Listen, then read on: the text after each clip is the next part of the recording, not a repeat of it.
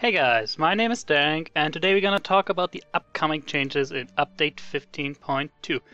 So, Turbine finally released Bullroarer, the new patch. There's a lot of Beorning changes, that's why I'm locked on my Beorning.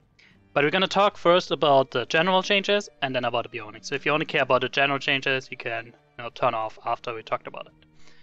Okay, so the first change that I love, as long necessary, which won't impact a lot of players, but it will impact anybody who records and stuff, is the borderless window. So now we can have a screen mode, we can have windowed, full screen, or full screen windowed.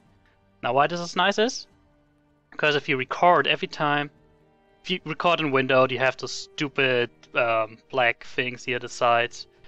Looks ugly. If you record full screen, every time you tap out, some of the recording, at least the recording I'm using, won't pick up the game anymore, and it's broken. You have to restart the game. Now with full screen windowed, finally won't have this problem anymore. Thank you, Turbine. It makes recording a lot easier. Yeah, brilliant change. So I can pull this over, and everything will be fine. I love it. Okay, so what other changes? I don't know what origin is on. Close origin. Other changes that are good, I think, are reflecting pool in Central Gondor. So now we can join those instances. If we have a friend who's done it, needs help, we can join now. It's not so important. This is nice if you're a lawmaster. So what would happen is you have your pet out, and you mount it up, and as soon as you dismount, your pet will run, half the map to find that guy to attack him. So that won't happen anymore. It was pretty annoying. Where was that? Yeah, here. Another reflecting pool. Okay. When accepting quests, there's a new indicator that tells you when a quest is being picked up is repeatable. I don't know why that is. Just like little stuff here. He's easy to defeat. I don't think there was any problems. Brigands no longer goes to pending loot, which is nice because it's kind of annoying. I've just done this on my Runekeeper, and you have to, if you don't think about it. And there was one change here. Lonelands. I just did that like a week ago. I was complaining. It's like, don't do that quest with the orcs because it's so hard to find enough orcs. Guess what? They added a couple of orc dens in the Lonelands to make finding orcs easier. So now we can do this quest a lot easier. Thank you. I don't know what this instance was. Possible culprit for unexpected shallow water dismounts. It's annoying, but thank you for addressing it. Just some bug fixes, making skirmishes easier to find. Yeah, several of the NPCs were mistaken Beornings for hobbits. Their hairy toes were throwing them off. I guess, can happen. So it's just like little bug fixes here.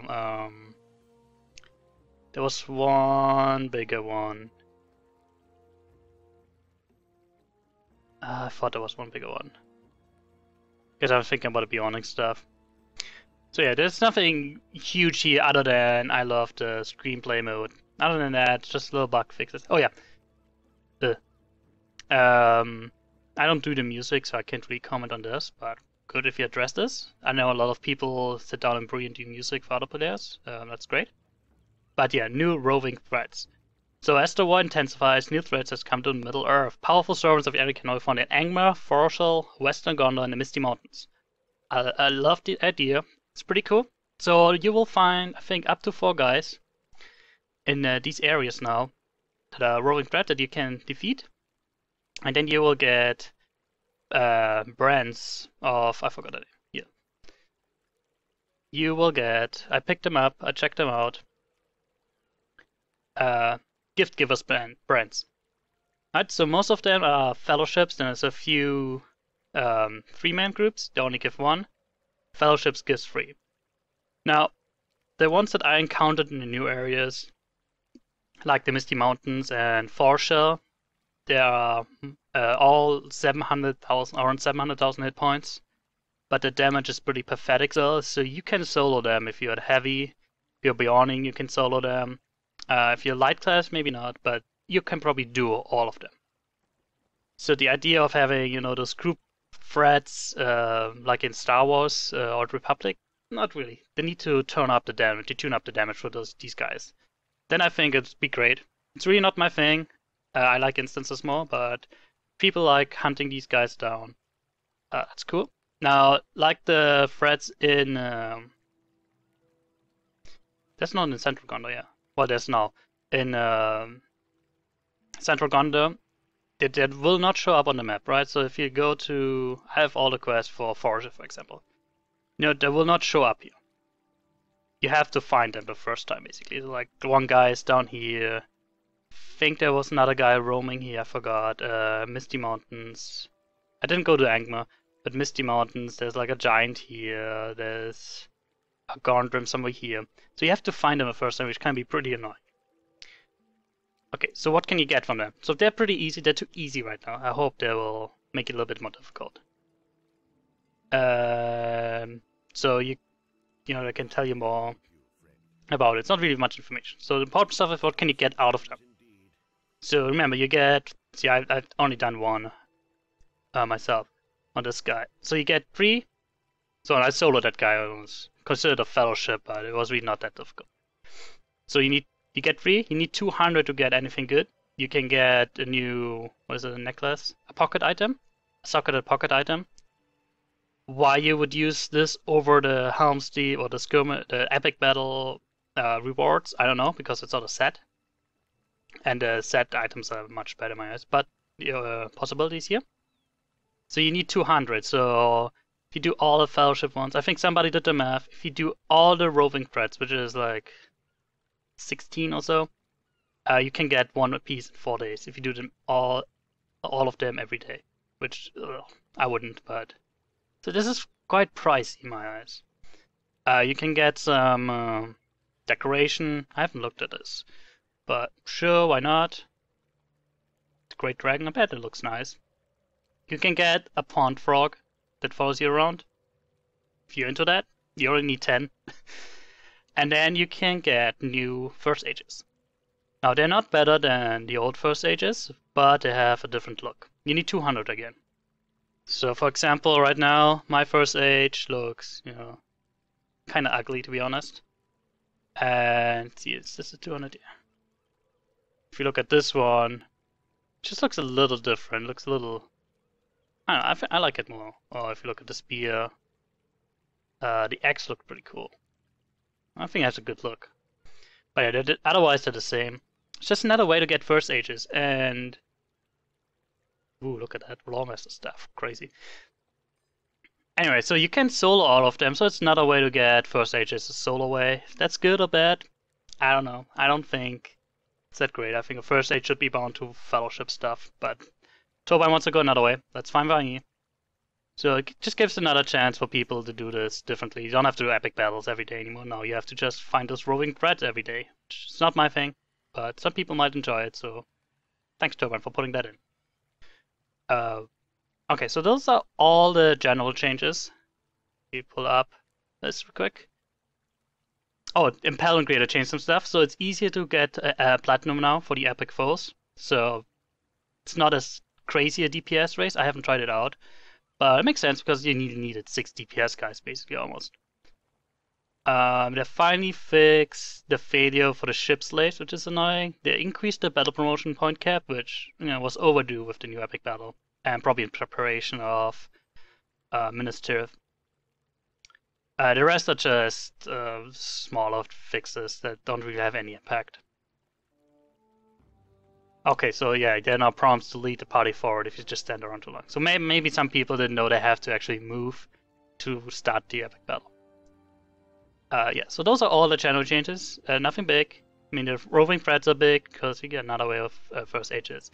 And the full screen window is big too if you have Netflix on or something while doing some deeds. So, alright, so now we go over to the Beorning changes. There's a lot of Beorning changes. It's a class in progress. So let's talk about them. Long needed skin change, Mark of Beorning and Grimbeorn and Nature's Bound will now persist through crowd control effects. So if we get stunned, we won't get kicked out of, our bear form and all that stuff. Super annoying, especially with Mark of Beorning and Grimbeorn. Super annoying. Got our rest, so I complained about this, that even if you go yellow line, you don't have a rest. Now we have one. Thank you. Vicious Claw is now usable in both forms, makes sense. So Vicious Claw is our interrupt. Where is it? Right here.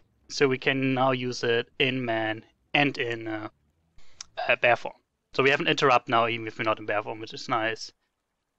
Renter's Maul provides immunity to ground control. Thank you. This is super annoying. If you watch my school runs, you run in there, you go in Rentless Maul, and then you get stunned. And then you have a 30-second cooldown, so now you're immune. Great change. Thank you. Sacrifice duration increased to 20 seconds. It's okay. I don't use sacrifice that much, but it makes sense. Beast form unlocks earlier. Okay. Rush unlocks earlier. Okay. Rush sprint duration is now 12 seconds, up from 8. I think that's good. 8 seconds is a little small. 12 seconds is good. Bear form now has a passive 10% critical defense. Sure. I mean, we can't heal in bear form unless we're blue or yellow, so I guess that's why. And especially it helps tanking. So, sure. Here's the big one. Reduced all tiers of thrash damage by roughly 25%. Our main damage skill got nerfed by 25%. That's big. That is really big. I'm surprised it's that high. I didn't think that Beornings did too much damage. But, so yeah, that's a big nerf. We gotta see. I gotta play around with this, see how big an impact that is. I assume it's a pretty big one overall. When Beorning shapeshift, their main control quicksilver bar is now switched. Okay, so I see why they want to do this, but I hate that shit. So what happens, so if we... So you have a new option now in your quick slots. It's a Beorning shapeshift bear swap. If you activate this, these two quick slots will change. So let's do this real quick. And now the switch. The idea being that, you know, you have all your man skills down here. Well, maybe you want to have your bear skills down here. So I could change that, and then I would have my, you know, my thrash on one and all that stuff. But I don't know. I hate that. I guess if you want this, you can do that. I don't like it. It seems to be more annoying than not having that switch, and it takes a little bit. Oh, I turned it off now. I will turn it off, but sure, why not? If people like it. Beorning's heal should now properly increase by outgoing heal and tactical mastery. Well, that was a bug, so they fixed that. Well, I guess if you had the Gift of Valor, you weren't able to speak to Raffold. Okay, I didn't know that. Good that they fixed that.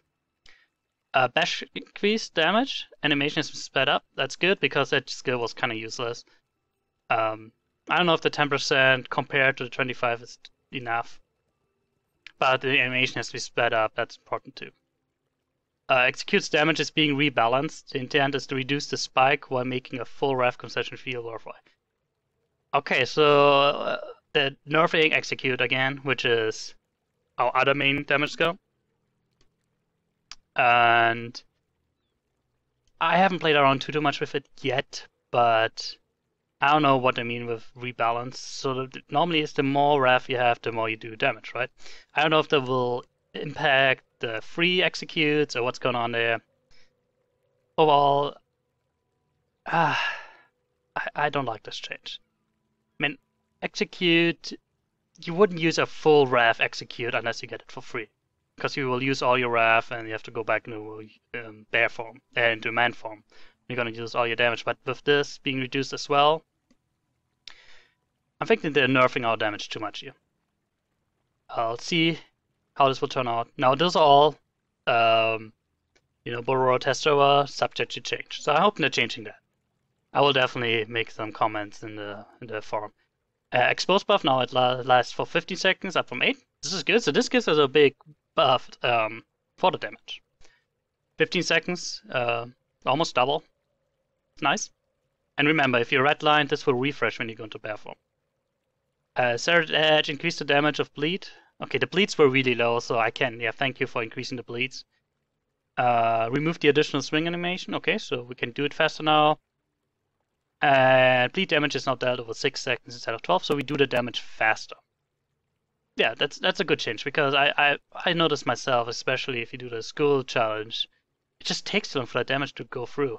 If you do it faster, so this is a nice change. Same here, the bleed damage was way too low, so they increased the bleed potency rather than add aggressions, so the bleed will scale better now with your weapon. Thank you. 200 tides, increase damage by roughly 30%. It's very situational skill, so I don't... whatever. Moment of no longer can proc on auto attacks. The free execute hits at a reduced damage of what full rev executes hits at. Okay. I'm okay with this change. So the free execute hits at reduced damage of what full rev execute hits at. I think that's okay. A full rev execute should always hit the hardest because you're consuming all your rev, and after you have to go back into man form. Yeah. I think it's okay that it has reduced damage. Can no longer proc on auto attacks. We will get a lot less free attacks now, free executes now. And they're nerfing at the same time. I think that's too much of a nerf. I think cross this out, keep this. The beast traits have been moved. I like that. So now if you look at this. Now if you go to yellow line, this is where we get minus 12% physical debuff. And the red line is the snare. I think that's a reasonable change. I think I actually mentioned that I would like this to be changed. I think this is good. It's a good change. Thank you. Thresh tier 3 now hits up to 5 enemies, so we have another AoE. This is nice too. Unfortunately, it will deal 25% less damage, but it can hit up to 5 targets. That's a good change too. Thank you. Nature's Bond no longer requires phasing. Thank you. So Nature's Bond is a yellow skill, and you had to face the target before. It's a minor change, but it makes it a lot easier. Knockdown duration increased to 5 seconds, and cooldown increased to 30 seconds. Okay, yeah, I think that's a decent change. The cooldown was pretty low, and the duration increase is pretty good too. Healing buff now lasts for 20 seconds, up from 8. This is really nice. 8 seconds is not very long. Your best heals are in bear form, and so you have to get the stack up and then go into bear form, and then it's already expired basically. Damage buff now lasts 12 seconds. 5 seconds, yeah, 5 seconds is nothing. So that's good. Switch location in the tree for Desperate Shouts and Stampede. What was Desperate Shouts again? So Stampede is where you get... Okay, Stampede is where you give your rush to the full fellowship, and Desperate Shouts is, okay, the free heal. Yeah, that's a good change. I mean, a lot of people who go redline might want to give this to the fellowship. I like that. Reasonable change. Crippling Stings, trait moved from yellow and swapped. Yeah, okay, we already talked about that. Each rank adds 1 second to the grace period of fear. Oh, this is nice. So now the grace period of fear means normally it's like you fear them, and then 1 second, after 1 second, you can unfear them if you do damage. Now, okay, or maybe you're just increasing the... Which skill is that again? Sorry, I'm so unprepared. Opposing presence, right? That's, yeah. So right now, I should have a yellow setup here. So if I go to yellow, okay, it's gotta go through. No, it still has breaks after 1 second. So I guess it's just, it adds more fear. So now we have 14-second fear. Okay.